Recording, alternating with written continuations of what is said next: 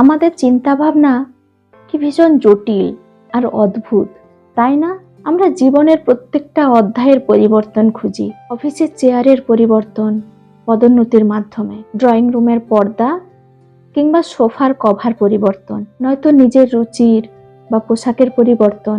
এমনকি আমরা এটাও চাই বাগানের যে ছোট্ট চারা গাছটা, সেটা একটা সুন্দর ফুলের গাছে পরিবর্তিত হয়ে যাক।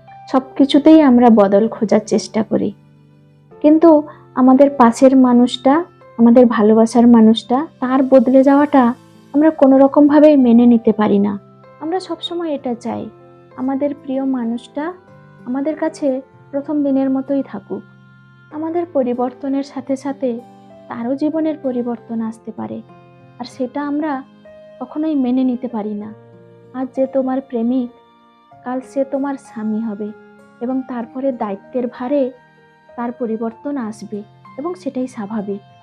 সময়ের সাথে সাথে যারা এই পরিবর্তনগুলো মেনে নিতে পারে তারা একমাত্র টিকে যায়। সবশেষে এইটুকুই বলার, পরিস্থিতি আর মানুষের বদল নিয়ম মাফিক। এই পরিবর্তনকে স্বীকার করে তুমিও তোমার জীবনের পথটাকে মসৃণ করে তোলো।